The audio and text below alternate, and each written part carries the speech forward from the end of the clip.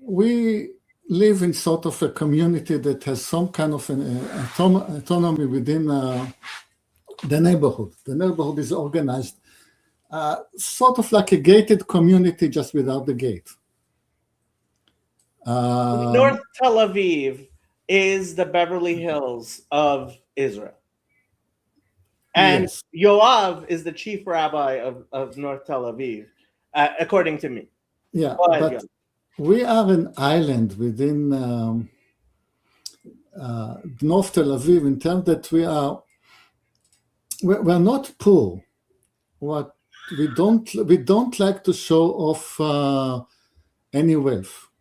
We respect a plain presentation. I can see that from your decor. Yes.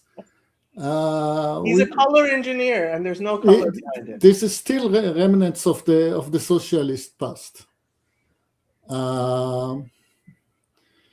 So we have a committee who manages internal affair in the neighborhood, and as is very common in North Tel Aviv, they decided that religion has no place in our neighborhood.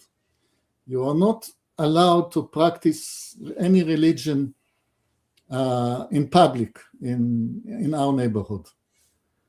That, of course, is turned out only against Judaism, because if let's say if you have an Arab come here for some business, and it's the middle of the day and he will do his prayer, nobody will in liberal North Tel Aviv will ever imagine disturbing him.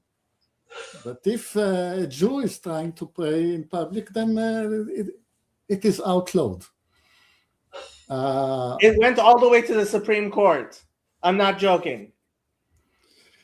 I have something to say about the Supreme Court. This is, but I've heard it on the Supreme Court before. Yeah, I have something to say about it. Okay, so came Rosh Hashanah, the celebration of the beginning of the year, and in that holiday we are told that we must listen to the voice of the shofar. So the rabbi will, in synagogue, will blow the shofar, and people ought to come and listen to it.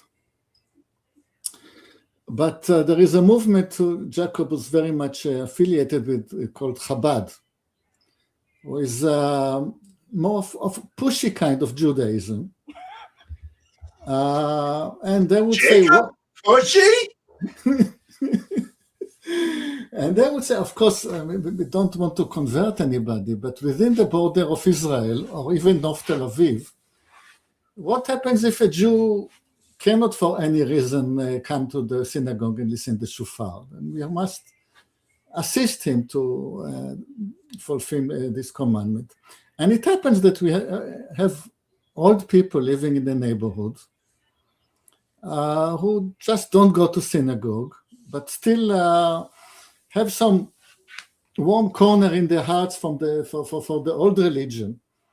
And just some of them cannot physically come, and they're disabled and in wheelchairs. So they gather a group of 5 elderly women, because very old people tend to be women, accompanied by the assistants, but because most of them could not move by their own. And the rabbi came with the shofar to blow the shofar for them in the middle of the neighborhood.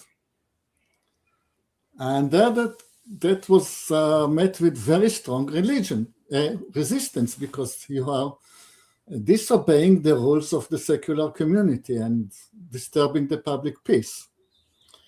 Now it happened that one of the elderly women, luckily not in a wheelchair, was my mother. And of course I was with her. We live in the same neighborhood. And she, secular as she was, she never visits her. maybe so every odd year in Yom Kippur, but she never visited the synagogue. She wanted to hear the shofar, which was just outside her house. Now, if my mother wants to hear the shofar, never mind I'm a liberal. If a person wants to hear the shofar, it is my duty to enable him to hear the shofar, especially if it is my mother. So people came to almost to blows, people trying to prevent the shameful event by force. And me being the only man, I mean, I'm not very much of a man, but I was the only one. It was not an old lady. I stood between the shofar blowing man and the crowd and to enable him to perform his job. And he appreciates it greatly. So that was peak anti-Judaism in my neighborhood. Because afterwards they came to some settlement. There was some territory within the community that actually legally belongs to the municipality. And you could settle there and blow your shofar from that corner.